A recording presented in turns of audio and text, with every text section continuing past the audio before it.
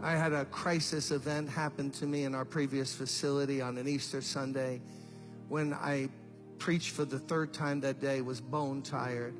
Bone tired.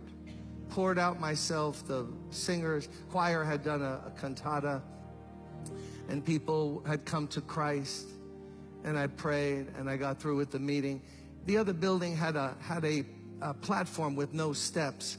So it was my habit to just sit like this and let my feet dangle down on the edge of the platform. And I was like, right, it was just about this same angle with the middle aisle. And I'm just saying, so tired. I remember taking my knot on my tie and loosening it and saying, you know what, I'm just gonna chill. And Carol was playing just like Jamal's playing now, exactly. People praying, workers, deacons helping. And I was tired. I want to go home. Hadn't eaten all day. And then I look, and around the 1, 2, 3, 4, 5th row, there's a guy in the aisle around level with the 5th row. He had a cap, filthy cap, but he had it in his hand. And he was staring at me and looking at me. And I could tell by his eyes, like he wanted to know, could he come up here and talk to me? And I just looked at him a little closer. Man, the guy was disheveled, filthy looking, matted hair, a mess. He looked in his 50s. He actually was 31. And I just looked at him. And I thought, because Everton, Tulia, they remember back in that building, we had a lot of people panhandling in the church. They would come in and ask for money, and we had procedures of what to do when people ask for money. So we don't want to build their habit and hand them money. They'll just go out and drink it. And I thought to myself, what a bummer, because I'm going to have to give money. I'm not even going to go through the procedures. I'm going to just give this guy some money. I had no wallet then. I had a money clip.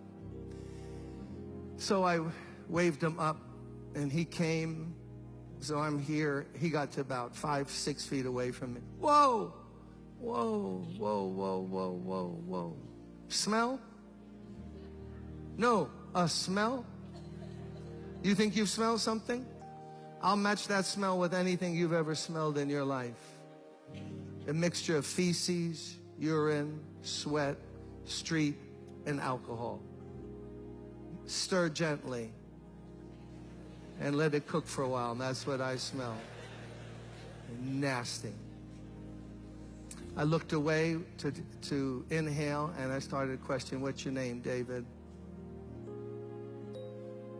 Okay, I'm a minister. Let me go through at least the procedures here. So, man, you look bad. I didn't know he was laying in his own urine right outside the side door on Park Place in that building. And he heard the music, and it drew him in. He was just sprawled, laying out there. So he's there. Oh, Lord. Where'd you sleep last night? Deserted truck. How come you're not in a shelter? Too dangerous. Almost got killed the last one I was in. Okay.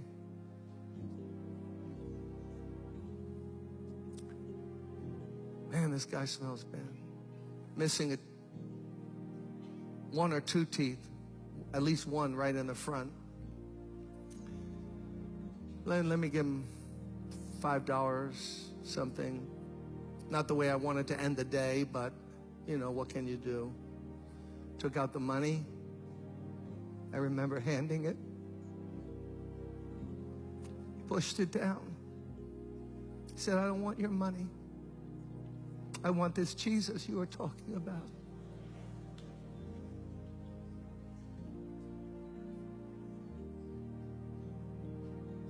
And at that moment, I forgot all about David, because I knew who was really in need of prayer. It was Jim Cymbala. It wasn't David. So I forgot him. I lifted my hands, like I'm going to ask you to do in a moment. And I just said, God, please forgive me. What have I become? What kind of cheap two-bit preacher have I become? You sent somebody who's searching for you, and I want to give them a few dollars and get rid of them. Please help me.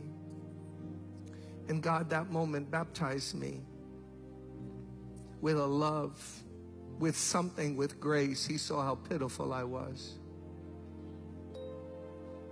And David knew it. And he drew close to me. And I started to cry. And he started to cry. And then he fell against me. And he put his head over here. And I put my arms around him. And he put his arms around me. And for a while, we just rocked back and forth. A preacher in need of God. A guy from the street in need of God. I'm not sure who was needy, or might have been me. You know what God spoke to me that moment? And this is not trendy at all. Those of you who want to go to like church growth institutes, this is not what this church is about. God spoke to me and said, you see that smell? If you don't love that smell, I can never use you. Because the whole world smells that way to me. All the stinking, filthy sin of mankind. I sent my son to die for that smell.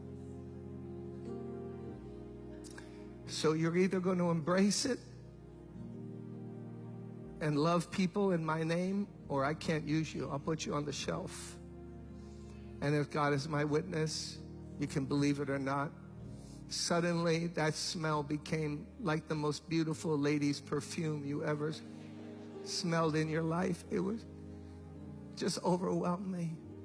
He was weeping, I was weeping. I led him to Christ. We prayed, we detoxed him for 4 or 5 days. Hired him on church staff, housekeeping. He spent Thanksgiving and Christmas at my house that year.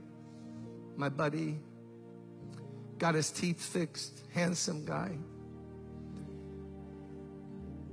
For that Christmas, all he had, he gave me a handkerchief. He wrapped it up in wrapping paper, gave me a white handkerchief. I kept it for years. It meant more to me than anything anyone could give me. You could have bought me a car. I would have said, keep your car. Give me that handkerchief. And what broke him and what broke me is God's love. Brothers and sisters, let's walk in love this year. Let's think about other people. Let's love other people. If they're different than us, think different than us, look different than us, smell different than us. I didn't grow up around that smell. I was blessed, fortunate, middle class, Polish, Ukrainian, middle class home. That wasn't my world. But it's God's world. And he wants to use all of us.